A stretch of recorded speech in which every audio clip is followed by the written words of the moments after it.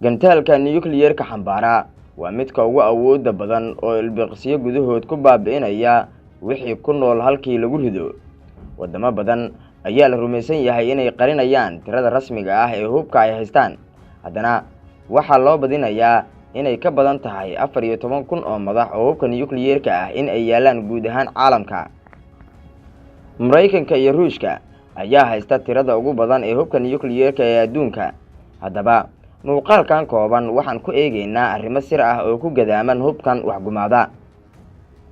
Hubka nuclear-ka oo ah hub si weyn wax u gumaada, khatar aad u weyn ay ka dhalan karto ayaa wadamada haysta waxa ay u xafidaan si weyn.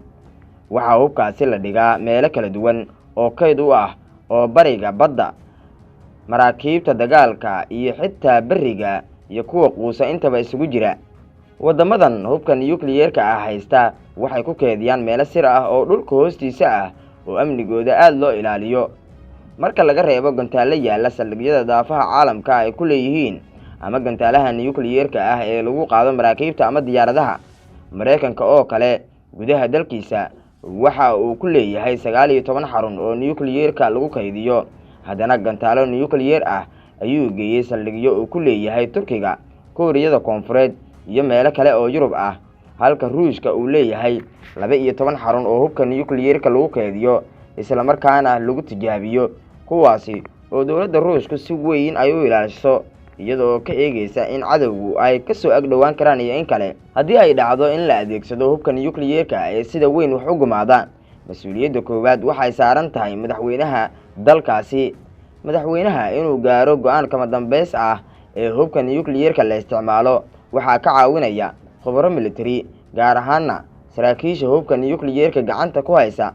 lambarada sirta ah ee hubka lagu ridi karo qaybo ka tirsan uu gacantooda ku jiro waa saraakiishaasi. madaxweynayaasha wadamada haysta hubka nuclear-ka goob kasta oo ay u safraan iyo meel kasta oo ay aadayaanba waxaa la socota boorso lambarka sirta ah uu ku dhan yahay oo madaxweynaha u sahlaysa inuu fasaxo ridista hubka. tusaale ahaan, boorsada madaxweynaha Mareykanka uu meel walba ula safro waxaa ku jira kaar loo yaqaano buskud. kaarkan aan ka sheekeynayno ma ahan mid iska caadi ah, waa kaar ku qoran yahay lambarka sirta ee loo adeegsado marka la ridayo hubka halista badan ee nuclear-ka.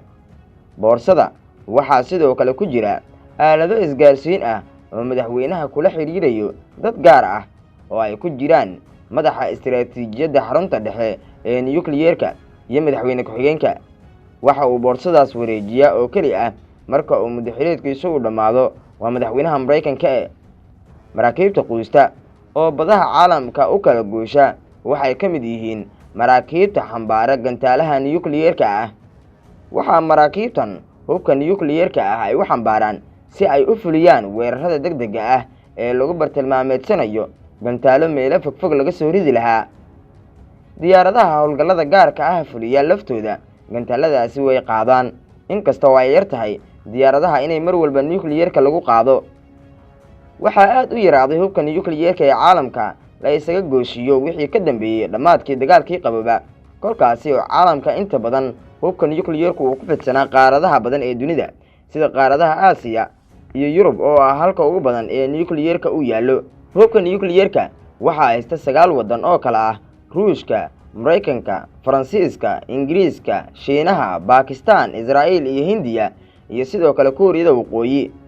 sanadkii 2017 ayay ahayd markii in ka badan 100 wadan ay ansixiyeen heshiiska qaramada midoobay ee lagu mamnuucayo hubka nuclear-ka guud ahaan caalamka. Hindiya, Israa'iil iyo Bakistan ma aysan saxiixin heshiiska. Waqooyiga Kuuriya waxay heshiiskaasi ka baxday 2003. heshiiskan oo uu ku caanbaxay NPT waxa uu xusay 5 dal oo ay ku jiraan Mareykanka, Ruushka, Faransiiska, Ingiriiska iyo Shiinaha, kuwaasi oo dhammaantood tijaabiyey hubka nuclear-ka ah ka hor inta aan la dhaqaajin heshiiska. heshiisku waxa uu ka mamnuucayaa wadamada aan saxiixin heshiiska NPT inay samaystaan hubka nuclear-ka. Koonfur Afrika iyo dalal kale oo midowgii Sovieti ka mid ah sida Belarusia, Kazakhstan iyo Ukraine dhammaantood ayaa joojiyey yeelashada hubkan. sidoo kale heshiisku waxa uu dhigayay in dalalka waqti kasta haysan kara ama samaysan kara hubkan looga baahan yahay inay damaanad qaadaan adeegsigiisa. haatan oo ay taagan tahay colaadda ka ololsan dalka Ukraine waxaa sare u kacay suuragalnimada in la adeegsado hubka nuclear-ka ee waxgumaada.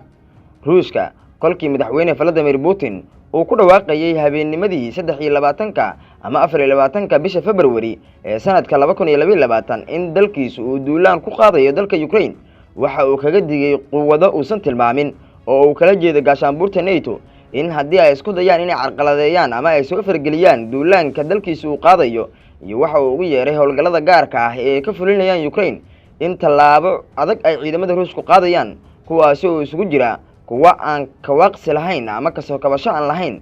waxa uu tilmaamay cawaaqib xumada ka dhalan doonta fargelin kasta oo duulaanka Ruushka ee Ukraine ah in ay qaadayaan cid kasta oo fargelin ku samaysa. sidoo kale isla bishii ku xigtay ee May, madaxweynaha dalka Ruushka ee Vladimir Putin waxa uu amray ciidamada istiraatiijiyadda Ruushka inay geliyaan hubka nuclear-ka ah heegan buuxa, waana markii ugu horeysay muddo 20 sano ku siman in hubka Ruushka ee nuclear-ka ah heegan heerkaasi gaaraya la gaarsiiyo. sanadkii 2014 oo xitaa Ruushku duulaan uu ku soo qaaday gobolka Crimea ee ka tirsan dalka Ukraine ayaan xataa heerkaas la isla gaarin oo heegan aan la gelin hubka nuclear-ka. Ruushka sidoo kale waxa haatan la sheegayaa in dalalka Belarus iyo sidoo kale dalal kale oo xulafo la ah uu ku baahinayo gantaalo qaadi kara madaxyo nuclear. waxa sidoo kale sare u kacay in isku dhacyada caalamka ee dawladaha waaweyn ay aad u soo dhawaadaan.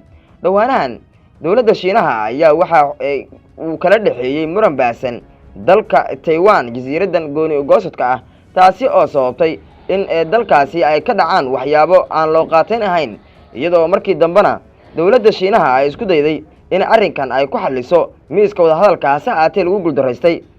dalka Mareykanka oo xulafo ballaaran la ah dalkaasi waa dalka aan ku magacaabeen Taiwan ayaa waxa uu doonayaa inuu ka caabiyo dalkaasi Shiinaha, waxaana maraakiibta Mareykanka lagu arkayay dhawaanahan iyagoo gaaf wareegaya xuduudaha badaha ee dalkaasi Taiwan, inkasta oo aqoonsi baasan aysan Washington siinin Taiwan haatan waxa ay tilmaamaysaa inay u diyaar garoobayso duulaan Shiinuhu dalkeeda uu ku soo qaadi karo. waxa ay sheegtay inaysan marnaba u khuduuci doonin weerar kaga yimaada Shiinaha. ase aatee madaxweynaha dalka Shiinaha Xi Jinping isagu arrinkiisu waa u cad yahay. waxa uu tilmaamay in ciidamadu amar ay u haystaan inay qaadi karaan tallaabooyin lagu difaacayo midnimada dalkiisa.